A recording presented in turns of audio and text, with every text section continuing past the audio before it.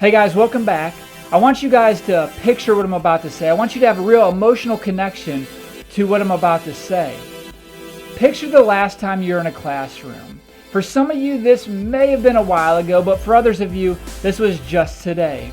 Now the teacher asks the class a question, and she wants you guys to answer it. Well, you just don't know the answer, so what do? You keep your head down, you don't make direct eye contact with the teacher, and you just pray to God that she doesn't ask you to answer the question. Lo and behold, she says, "William, what's the answer to that question?" Now your emotions start to whelm up inside, your face turns really red, you start sweating a little bit more, you're put under the bubble, everyone's eyes are on you, and you don't know the answer. That feeling that you get at that moment is probably why some of you guys don't share your faith as much. Because what happens if, when you're sharing your faith, someone asks you the tough questions like, if God is so loving and God is real, why does He put good people through bad things? Or maybe this one, how do you know that God is and Jesus is the only way to heaven? There's hundreds of gods in the world, so how do you know that your Jesus is the only way to heaven? First things first, I want to tell you this. You don't need to have all the answers. No pastor in the world has every single answer for God.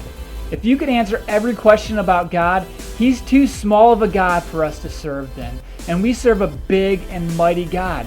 We're not going to ever have all the answers until we get to heaven. Don't be afraid to share your faith just because you might not have an answer to the questions that people will ask you.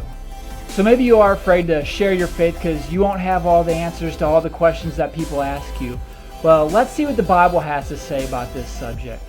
In Matthew chapter 10, Jesus is talking to His disciples, and He's telling them not to worry about what He's going to say when people question them. Because He says this in Matthew chapter 10, verse 20, "For it will not be you who speaks, but the Spirit of the Father who speaks through you." Jesus is telling them, don't worry about what questions they ask you, because the Holy Spirit will speak through you. You see, when you accept Jesus in your life, you have the Holy Spirit dwelling inside of you. So you have God dwelling inside of you. So you don't need to worry about what you're going to say when people ask you questions about your faith, because the Holy Spirit will speak through you. And maybe that person needs to hear, "I just don't know the answer." We don't have to have all the answers, but the Holy Spirit knows the correct answer to give to somebody. And in John 14:26 it says this, "But the Advocate, the Holy Spirit, who the Father will send to you in my name, will teach you all things and will remind you of everything I have said to you." So as you're going through church and as you're studying and as you're growing closer to God, the Holy Spirit will remind you of those things as you're witnessing to people. And when people ask you questions, you'll be amazed at the things that you actually remember that you may have thought you didn't. So don't be afraid to witness to people because of the questions they may ask.